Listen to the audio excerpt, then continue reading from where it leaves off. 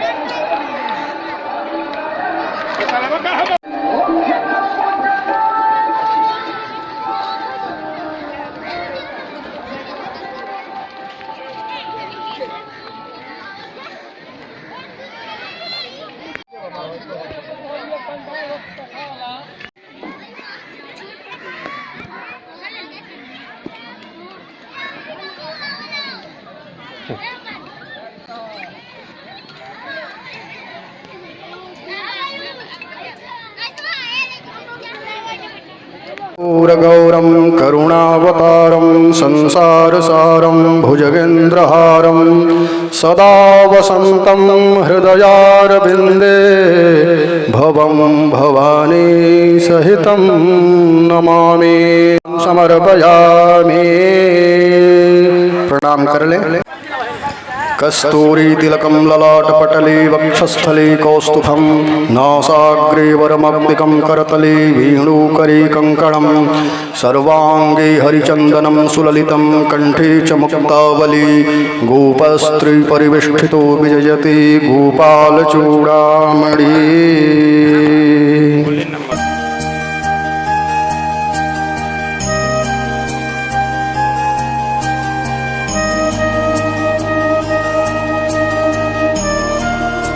आइए दुआ करते हैं। ब्रह्मा विष्णु महेश भी हाथ जोड़े खड़े रहते हैं, स्वयं देवराज इंद्र खड़े रहते हैं। बाकी देवताओं की तो बात ही क्या है महाराज, सभी आदरणीय, सभी का अपना अपना पद है, सभी अपने अपने जगह पर ऊंचे हैं, लेकिन सब हाथ जोड़े मां की ओर खड़े रहते हैं। आज देवताओं की स्तुति मैं आपको कथा के द्वारा सुनाऊंगा। जब ब्रह्मा जी को मां के अंगूठे के नाखून में, महाराज अंगूठे के नाखून में पूरा ब्रह्मांड नजर आ गया, तो ब्रह्मा जी चक्कर खा के गिर गए वहीं पे। क्या हम अपने आप को रचयिता कहते हैं? यहां तो खाली उनके अंगूठे के नाखून महाराज, उसमें पूरा ब्रह्मांड नाच गया। न जाने अनंत ब्रह्मा, अनंत विष्णु, अनंत महादेव, अनंत ब्रह्मांड उस अंगूठे के नाखून में। मेरी मां वो है भैया, मेरी मां वो है, ऐसी है मेरी जगदम्बा। और हम लोग सबसे पहले उन्हें प्रणाम करेंगे। आइए सब लोग हाथ जोड़ें। ओम श्री गणेशाय नमः। ओम जय माता की, ओम जय माता। राम की परंपरा पूरी हुई कि समस्त दृश्य दृश्य रूप में उपस्थित इस कथा पंडाल में भी जो देवी देवता आ चुके हैं मां की कथा सुनने के लिए, उनको भी मैं प्रणाम करता हूं कि मेरी मां की कथा सुनने वो आए हैं। मैं उनको प्रणाम करता हूं और आप समस्त श्रोताओं को भी मैं प्रणाम करता हूं। सपही ग्राम के एक एक व्यक्ति को मेरा प्रणाम है और सम्मानित कमेटी के समस्त सदस्यों को भी मेरा प्रणाम है। यहाँ आए हुए समस्त आचार्यों को भी मेरा प्रणाम है और जितने भी बड़े बूढ़े हैं मैं सबको प्रणाम करते हुए इस कथा को पुनः प्रारंभ करने से पहले एक बार अपनी मां का जयकारा लगाएंगे। जयकारा शेरा वालिदा बोल सच्चे दरबार की, बोलिए ना काली मैया की। आइए, कल क्या हुआ कि ब्रह्मा विष्णु महेश को मां ने आदेश दे दिया, अब सृष्टि की रचना करो। मधुकैटभ ने परेशान किया। मधुकैटभ के परेशान करने की वजह से थोड़ी देर के लिए अव्यवस्था हुई। मधुकैटभ मारा गया। अब जरा माताओं से एक मेरा निवेदन कहना है, ध्यान से सुनिएगा आप सभी माताएं, खास तौर पे बहुत सी माताएं गर्भावस्था में या बचपन में या पुरुषों में भी मैंने कुछ लोगों में आदत देखी है, मिट्टी खाने की आदत पड़ जाती है। मिट्टी सूंधी लगती है कुछ लोगों को, तो लोग मिट्टी चोरी छुपे खाते हैं। और अगर मेडिकली देखिए तो वो सही नहीं है, शरीर आपका बीमार हो सकता है। मिट्टी खाने योग्य मेडिकली यानी साइंस के दृष्टिकोण से भी देखें तो मिट्टी नहीं खानी चाहिए महाराज, नहीं खानी चाहिए मिट्टी। और धर्म के दृष्टिकोण से भी मैं आपको बता रहा हूं, अध्यात्म का दृष्टिकोण देखिए कि जब मधु और कैटभ मारा गया, सुन लीजिए, तो उसकी चर्बी जो है बहुत भारी, राक्षस बहुत भारी सब होते हैं, शरीर लंबा चौड़ा। जब वो मारा गया तो उसकी चर्बी निकल निकल करके पृथ्वी पर बहने लगी। पृथ्वी उसके चर्बी से पूरी तरह ढक गई थोड़ी देर के लिए। इसीलिए मां पृथ्वी का नाम, बोलिए ना पृथ्वी मैया की। ये माता की कथा है, मां के अलग अलग स्वरूप आपको अभी मैं देखने को इस कथा के माध्यम से मिलेगा। तो पृथ्वी पर चर्बी फैल गई और मां पृथ्वी का एक और नाम पड़ गया और वो नाम था मेदनी, चर्बी युक्त। इसीलिए मैं माताओं से कह रहा हूं कि मिट्टी मत खाइए अगर किसी को आदत है, क्योंकि इसमें मधु कैटभ की चर्बी भी मिली हुई है। इसीलिए मिट्टी अभक्ष है, भक्ष नहीं है। इसमें मधु कैटभ की चर्बी भी मिली हुई है महाराज। तो कृपया मिट्टी को मुंह में न ले जाएं। और मेडिकली अगर देखें, साइंटिफिक देखें तो भी ठीक नहीं है। इसलिए जिन लोगों को मिट्टी खाने की आदत है, इस कथा को सुनने के बाद मिट्टी से दूर हो जाइए। मिट्टी एक तरह से चर्बी इस पर मधु कैटभ की मिली हुई है। कुल मिलाकर युद्ध के समाप्ति के बाद वहां विष्णु भगवान थे, ब्रह्मा जी थे, लेकिन महादेव नहीं थे। महादेव भी आ गए। तो महादेव आ गए और महादेव आ गए तो कहने लगे क्या हुआ भैया, तीनों मित्र हैं, देखने में तीनों अलग अलग हैं, ब्रह्मा विष्णु महेश, लेकिन हैं एक ही। ये एक के ही तीन विभाजन हैं। जो लोग अध्ययन करते होंगे अध्यात्म के क्षेत्र में, उनको पता ये तीनों एक ही तत्व हैं, लेकिन तीनों का रूप और गुण के हिसाब से नाम है। जैसे भगवान विष्णु में सात्विकी शक्ति है, उनमें सात्विकी शक्ति है, इसीलिए उन्हें पालन का काम दिया गया। घर का मुखिया जब तक सात्विक विचार का नहीं होगा, वो अपने घर को ठीक ढंग से चला नहीं पाएगा। सात्विक विचारधारा का व्यक्ति ही परिवार को बांध के लेके आगे बढ़ सकता है। इसलिए भगवान विष्णु को चूंकि पालनकर्ता बनाया गया, क्योंकि उनमें सात्विकी गुण की प्रधानता है। अब आप कहेंगे महाराज सात्विकी गुण क्या है? सात्विकी गुण वो है जो दूसरों का भी सम्मान करना जानता है, धर्म में उसकी रुचि होती है, मर्यादाओं का वो पालन करना जानता है, और मर्यादा उसकी पहचान होती है, उसे सात्विकी कहते हैं। तो उनको पालन का काम दिया गया। ब्रह्मा जी में राजसी गुण है, बिना राजसी गुण के आप रचना नहीं कर सकते। राजसी गुण ज्यादा उनमें है, वो रचनाकार हैं, और महादेव में तामसी ज्यादा है, इसीलिए वो संहारक हैं। लेकिन संहारक को आप गलत मत समझिए महाराज, संहारक को गलत। सात्विकी, राजसी और तामसी, ये तीनों की, ऐसे तो महादेव के बारे में कहा जाता है सत्यम शिवम सुंदरम। ये देव जो है सिर्फ सत्य को पहचानते हैं। कहते हैं ना, सत्य ही शिव है और शिव ही सुंदर है। सत्यम शिवम सुंदरम। तो कुल मिलाकर के ये तीनों देव कहने लगे कि सृष्टि की रचना कैसे हो। सृष्टि तीनों मिलकर के सोचने लगे कि किया क्या जाए, कैसे सृष्टि की रचना आगे बढ़े। जरा कमेटी के कुछ मेंबरान से मेरा निवेदन है, मंच के ठीक मेरे बगल में करने लगे। ब्रह्मा जी से महादेव ने कहा सृष्टि की रचना तुमने शुरू क्यों नहीं की? जैसे एक फ्रेंड, एक दोस्त से कहता ना, तुमने अपना ये काम क्यों नहीं किया? कहे माँ आदेश देकर गई थी, तुमने सृष्टि की रचना। तो ब्रह्मा ने कहा मुझे सृष्टि कुछ याद ही नहीं आ रही है। तो कहे अच्छा तुम्हें सृष्टि याद नहीं आ रही है? तो कहते हैं तो फिर एक काम करो, माँ को याद करो। देखिए बड़े लोग जो है ना, उनकी बातें भी बड़ी अलग तरह से होती है।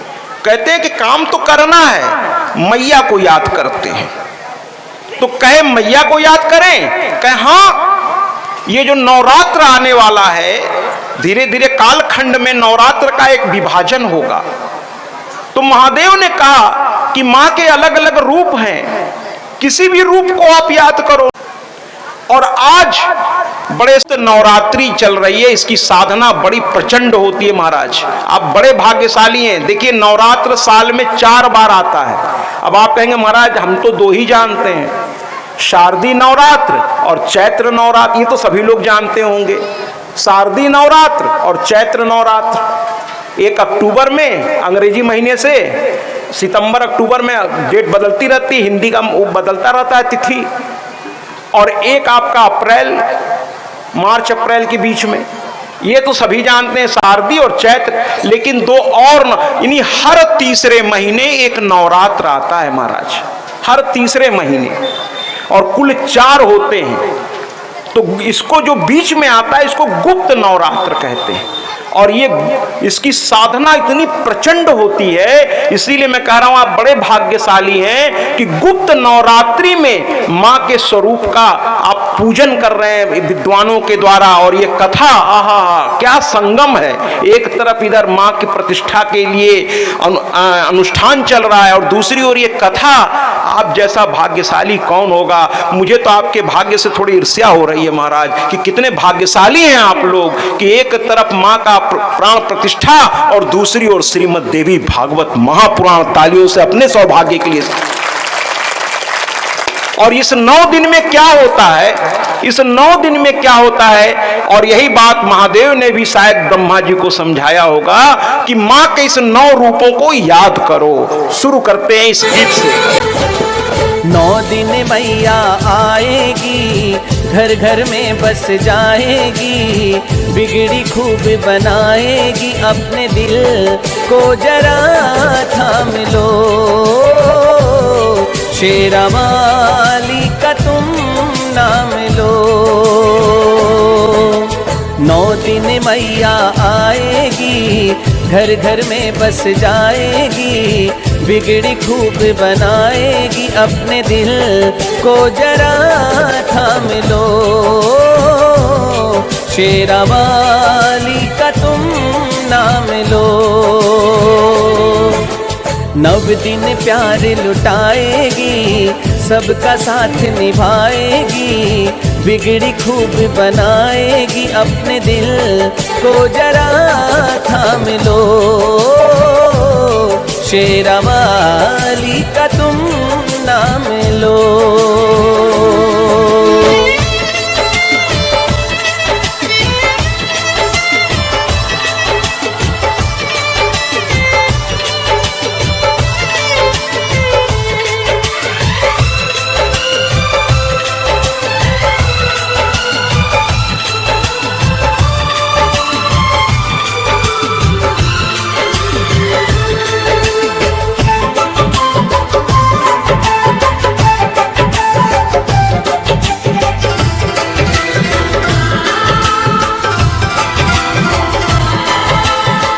आएगी माँ घर पे जो तेरे, फूलों से अंगना सजा देना।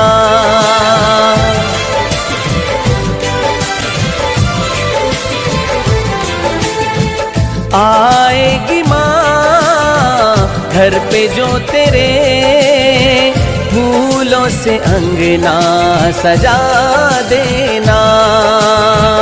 भक्ति भाव की मन में बावरे, माँ की ज्योति जला लेना। ज्योति में माँ आएगी, घर की हर एक पीड़ा को पल में वो हर जाएगी, अपने दिल को जरा थाम लो, शेरा वाली का तुम नाम लो। 9 दिन मैया आएगी, घर घर में बस जाएगी, बिगड़ी खूब बनाएगी, अपने दिल को जरा थाम लो, शेरा वाली का तुम दरबार की आप में मिलवा लेती है, ये मेरी मां का प्रताप है। वो उठ करके नृत्य करने, वो गमछा ऐसे लिए हुए थे और वो उठ के ऐसे ऐसे, आप देखिएगा YouTube पर सत्याजी महाराज देखिए, और बलुआ ब्रह्मपुर बक्सर में शिव बारात उसमें हेडिंग पड़ी होगी, उसमें देखिएगा पूरा पंडाल उठ के नाच रहा है। तो बिहार की धरती तो बड़ी रसिकों की धरती है, बड़ी भक्तों देखना हो तो हमारे बिहार की धरती पर आइए। हम तो गर्व से कहते हैं हम बिहारी हैं, हम तो गर्व से कहते हैं। भाव देखना हो तो बिहार की धरती पर आइए। हम लोग जय भी एक बार नहीं करते, 2 बार करते हैं, जय जय ऐसे बोलते हैं। तो बिहारियों के लिए एक बार जोरदार तालियां हो जाएं। आइए कथा को आगे बढ़ाते हैं। तीसरी बार देवी भागवत में मां प्रकट हुई, जयकारा लगाइए, बोल जयकारा शेरा वाली दा, बोल सचे दरबार की। तो इस तरीके से मां आ गई। मां ने कहा क्या हुआ बच्चों? तो कहने लगे ब्रह्मा जी मैया आपका आदेश पालन करने में देर हो रही है। माँ बाप का जब आदेश बच्चों को पालन करने में देर हो तो बच्चों को जाकर अपने माँ बाप से क्षमा मांगनी चाहिए। कि पापा या बाबूजी या जो भी आप कहते हैं कि आपने एक आदेश दिया था, किसी कारण से मैं उसको अभी पूरा नहीं कर पा रहा हूँ, क्षमा मांग लीजिए। तो ब्रह्मा जी ने क्षमा मांगा कि हे माँ, क्षमा मांगता हूँ, आपने सृष्टि रचना के लिए कहा और मैं अभी कर नहीं पा रहा हूँ। माँ ने कहा समस्या क्या है? कहने लगे हमको कुछ याद ही नहीं आ रहा, प्रलय हो चुका है, चारों तरफ जल ही जल है, सृष्टि के लिए जो 5 तत्व चाहिए, 5 तन मात्राएं, वो हमें दिखाई नहीं दे रही हैं। कहने लगे क्या? तो कहे हाँ, क्षितिजल पावक गगन समीरा, 5 तत्व से बना शरीरा। क्षिति जल पावक गगन समीरा, ये 5 तत्व है आपके शरीर में। इन्हीं 5 तत्वों से आपका शरीर बना हुआ है।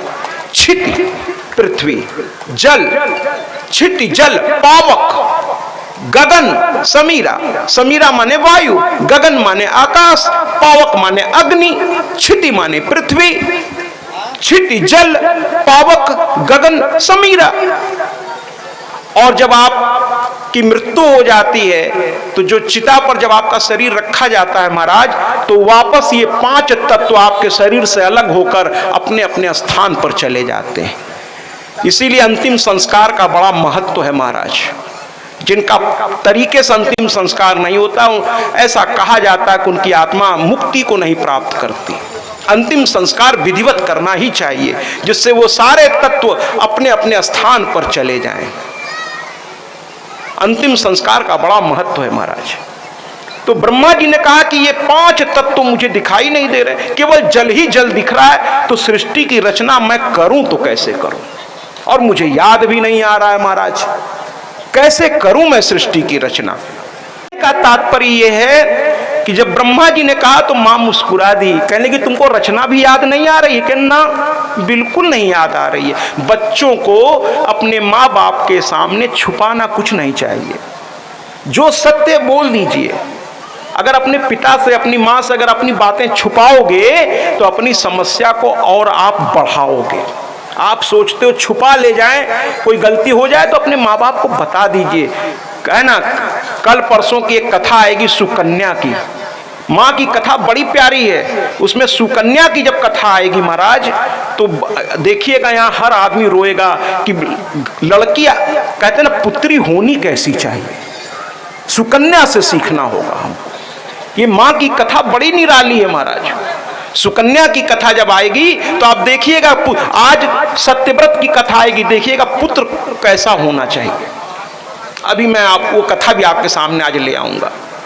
तो कुल मिलाकर के विमान, माँ ने कहा अच्छा बस इतनी सी बात है। माँ ने आंखें बंद की और एक बहुत विशाल विमान, बहुत ही सुंदर, अरे भैया माँ का हर चीज बहुत सुंदर है। माँ का विमान भी दुनिया में क्या पूरे ब्रह्मांड में ऐसा कोई विमान ही नहीं है।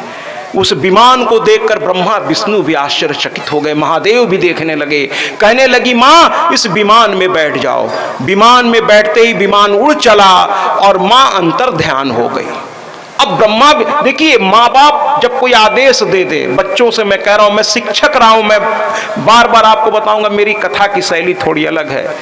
मैं इसलिए मैं बोल रहा हूँ थोड़ा मैं विनम्रता से कि मैं 32 साल इंटर में लेक्चरर था, फिर प्रिंसिपल, फिर डायरेक्टर, इसलिए मेरी कथा की शैली थोड़ी अलग है। तो माँ बाप जब आपको आदेश दे दे तो उस पर प्रश्न मत पूछिए। अरे माँ बाप पर भरोसा करके अगर वो कहता आगे बढ़ो तो आप आगे बढ़ जाइए। तो ब्रह्मा विष्णु महेश ने माँ से नहीं पूछा कहाँ ले चल रही हो, ये बैठने को क्यों कह रही हो। आजकल के बच्चे बहुत माँ बाप से ही क्रॉस क्वेश्चन करने लगते हैं। वो आदेश का पालन किए, विमान में बैठ गए, माँ ने कहा बैठो, बैठ गए, विमान चल दिया, माँ अंतर्ध्यान हो गई, माँ दिखाई भी नहीं दे रही। ब्रह्मा विष्णु महेश आराम से बैठे हैं कि मेरी माँ का आदेश है, इसमें मेरा ही कल्याण। माँ बाप के आदेश पर आप जिस दिन चलना सीख लोगे बच्चों, उस दिन तुम्हारे कल्याण के लिए स्वयं भगवान तुम्हारे पास आएगा। मैं रामचरितमानस मेरा विषय नहीं है, मेरा विषय तो देवी भागवत है, लेकिन रामचरितमानस में एक बार संतों के बीच में बैठा था। मैं बड़ा भाग्यशाली हूँ कि प्रयागराज में मैं रहता हूँ, तो वहाँ संतों का हर साल मेला, माघ मेला लगता है। अब की बार तो महाकुंभ लगा हुआ है। तो एक बार संत समाज बैठा था, मैं भी उसमें बैठा था। तो कहने लगे, एक संत लोग बड़े हास्य विनोद करते हैं, बड़े आनंद में रहते हैं। तो एक संत ने हमसे कहा, अरे महाराज जी। हमने कहा जी बताएं, आदेश करें। कहें एक प्रश्न है मेरे दिमाग में। हमने कहा बताइए। तो कहें ये तुलसी बाबा जिस कांड में लंका जल के राख हो गई, उस कांड का नाम बाबा तुलसी ने सुंदर कांड काहे रख दिया? अरे किसी की घर जल गया और उसको सुंदर कांड कहते हैं। तो हमने कहा महाराज ये बात तो चिंतनीय है, सोचने वाली है कि जिसमें भगवान, मैंने कहा कि जिसमें भगवान का जन्म हुआ उसको बाबा तुलसी ने सुंदर कांड नहीं कहा, उसको कह दिया बाल कांड। जिसमें भगवान का मां जगत जननी से विवाह हुआ उसको भी बाबा ने सुंदर कांड नहीं कहा। अरे परमात्मा का मिलन जगदम्बा से हो रहा है, अब उससे बढ़िया अच्छा कांड क्या हो सकता है? उसको कह देते सुंदर कांड, लेकिन बाबा ने उसको कुछ अलग ही नाम दे दिया। लेकिन जिसमें सोने की लंका धू धू करके जल गई उसको बाबा तुलसी ने सुंदर कांड कह दिया। महाराज मान लीजिए किसी का घर जले और आप उसके पास जाके कहिए बड़ा सुंदर कांड हो रहा है, बड़ा अच्छा लग रहा है, वो आपको छोड़ेगा? दौड़ा दौड़ा के आपका जो है, हमारा घर जल रहा है तुमको सुंदर कांड दिख रहा है, ये सुंदर हो रहा है, हमारा सोने का घर जल रहा है, तुमको सुंदर कांड। तो संतों ने कहा कि महाराज जी, हमसे उन्होंने कहा सत्या जी महाराज आप जरा इसको एक्सप्लेन करिए, क्योंकि आप व्यास हैं और आपको लोगों को कथा सुनानी रहती है, तो जरा हमको समझाने का प्रयास करिए। हम कहे महाराज आपके सामने मैं क्या बोलूँगा, आप लोग संत हैं, लेकिन जो मेरी बुद्धि आपके आशीर्वाद से और मैया की कृपा से जो कह रही है, मैं अपने बहुत छोटे ज्ञान क्या है, मैं तो बस आप लोगों का आशीर्वाद है, जो मेरे समझ में आ रहा है मैं आपको बता देता हूँ। तो कहे बताइए बताइए। सब संत मुस्कुरा के देखने लगे, कहे बताइए। तो हमने कहा कि महाराज मेरे समझ में तो ये आ रहा है कि बाबा तुलसी जैसा विद्वान गलती कर ही नहीं सकता। तुलसी बाबा से गलती, अरे बाप रे बाप, हम क्यों, उनसे गलती हो ही नहीं सकती। तो कहे फिर? हमने कहा बाबा तुलसी ने सुंदर कांड के पहले लाइन में ही बता दिया है कि इसका नाम सुंदर कांड मैं क्यों रख रहा हूं। तो सब आश्चर्य से कहने लगे अच्छा बताइए कौन सी पहली लाइन? हम के सुंदरकांड उठाइए, देखिए ना पहली लाइन क्या है। शुरुआत सुंदरकांड की देखिए, चौपाई की, वंदना की नहीं, वंदना तो अलग होती है, चौपाई की, सुंदरकांड की चौपाई की प्रथम लाइन देखिए। तुलसी ने पहले लाइन में सुंदरकांड को परिभाषित कर दिया है। पूरी सुंदरकांड तो बाद में पढ़िए, पहली लाइन को समझिए कि जामवंत के वचन सुहाए सुनी हनुमंत, ध्यान से शब्दों को देखिएगा, हृदय अति भाए, यानी जब घर के बड़े बूढ़ों की बात घर के बच्चों को भाए यानी अच्छा लगने लगे। अपने दादाजी की बात, अपने से जो उम्र में बड़े हैं उनका सिखाई गई बात जिस दिन भाने लगे। जामवंत के वचन सुहाए सुनी हनुमंत हृदय अति भाए, माने जिस दिन अपने से बड़ों के आदेश आपको अच्छा लगने लगे, आप उसे स्वीकार करने लगिए, तो भैया फिर मैं हाथ जोड़ के कहता हूं कि जिस युवक को अपने घर के बड़े बूढ़ों की बात अच्छी लगने लगेगी और उसका वो पालन करने लगेगा, तो फिर उसके हाथ से सिवाय सुंदर कांड के कोई गलत कांड हो ही नहीं सकता, कोई गलत कांड हो ही नहीं। अपने से बड़ों की बात पर जिस दिन चलना हमें आ जाएगा, हमसे हमेशा सुंदर सुंदर कांड यानी सुंदर सुंदर घटना ही होगी। कुल मिलाकर विमान में वो बैठ गए, चलने लगे, तीनों लोग चलते जा रहे हैं, चलते जा रहे हैं, चलते जा रहे हैं। अचानक क्या देखा, ध्यान से देखिएगा जरा। अचानक क्या देखा कि क्षीर सागर में भगवान विष्णु शेषनाग पर बैठे हैं, माँ लक्ष्मी चरण दबा रही हैं। अब आप भी सोच रहे होंगे वही बात जो वहां ब्रह्मा विष्णु महेश उस विमान में बैठे सोच रहे हैं, आपके भी दिमाग में बात आएगी कि अरे महाराज जी क्या कह रहे हैं, एक तरफ कह रहे हैं विमान में ब्रह्मा विष्णु महेश बैठे हैं और एक तरफ महाराज जी कह रहे हैं शेषनाग पे भगवान विष्णु बैठे हैं। आप भी थोड़ा कंफ्यूज हो रहे होंगे, यही कंफ्यूजन वहां भी हो गया। अब भगवान ब्रह्मा जी तो चुप रहे, महादेव भी चुप रहे, भगवान विष्णु जी देखे कि अरे ये शेषनाग पर मैं विराजमान हूं, लक्ष्मी बैठी है, ये कैसे? अगर तब तक महादेव को नहीं रहा, उन्होंने एक गंभीरता से विष्णु भगवान से पूछा कि अरे विष्णु जी, अगर वो विष्णु है तो फिर आप कौन है? और अगर आप विष्णु हैं तो फिर शेष नाग पर लेटने का अधिकार तो सिर्फ भगवान विष्णु को ही है। तो फिर उस क्षीर सागर में जो बैठे भुजग शयनम पद्म